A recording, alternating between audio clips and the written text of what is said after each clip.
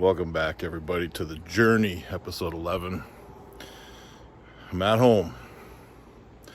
It's a beautiful night. I am not training. I am resting. Why am I resting? I'm sore. Nationals was just a couple days ago. So, I wanted to just give a shout out to everyone that trained with Fraser's Next Level. He's a good friend of mine, and all of his proteges got a ton of medals at the national championships, including several golds. So shout out to them.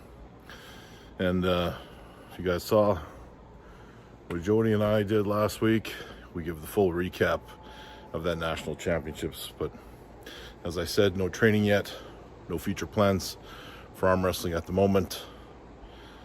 Porkchop and I talked about a little bit of a super match at some point in the future, but that'll be later on when we're all both healed and we have our minds right and our wits about us.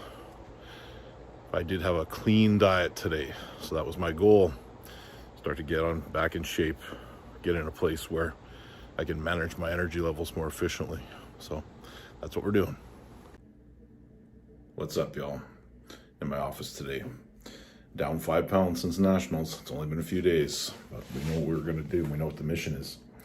Just wanted to mention that there's been quite a bit of hate online, and some people saying that, everything from Ryan will never beat Devin to because of how he dealt with Porkchop or whatever, and other people saying I'm unsportsmanlike because of how I arm wrestled Porkchop. But the fact of the matter is, I respect that man.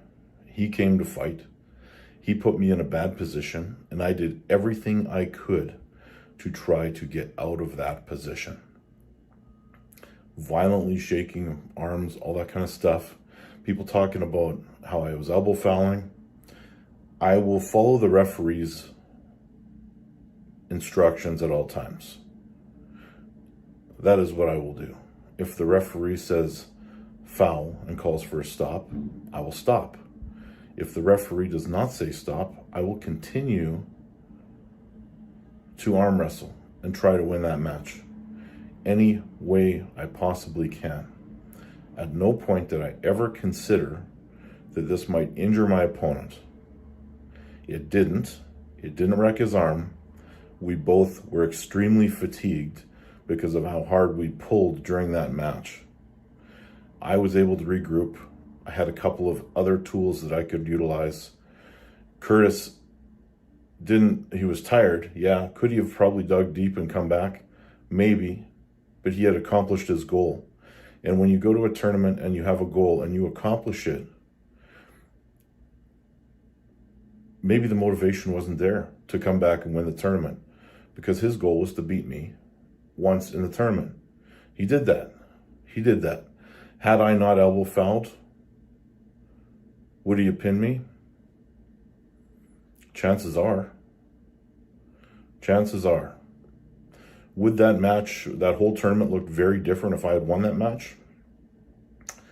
To be honest, there's a good chance that I wouldn't have ended up winning the tournament had I not taken that loss and gone down to the B-side.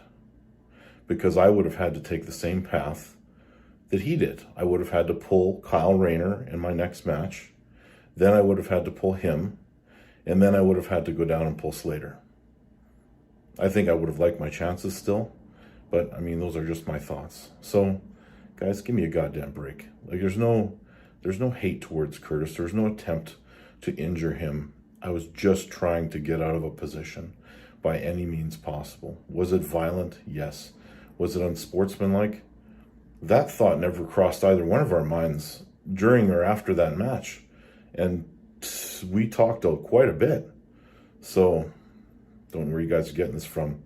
And for the gentleman that recorded that and put out that video with the disclaimer at the end saying you've never seen such unsportsmanlike from a Canadian, why didn't you just come up and talk to me after the tournament? Maybe that would have been a good idea. Maybe we should have had a discussion on your thoughts right then and there, instead of you running home and putting a video on YouTube, because you were at the venue. Update time, guys. It is, what day is it? Saturday today. Rest day number Several. Taking 2 weeks off of training. Still pretty sore from nationals, but out of the cabin, picking up some stuff, heading to the other cabin. Stay tuned for updates. Down 10 pounds. Thanks for watching this week's episode, guys. As you can see, we are in the north. It's fishing time. So the next one will start right about where this one ends.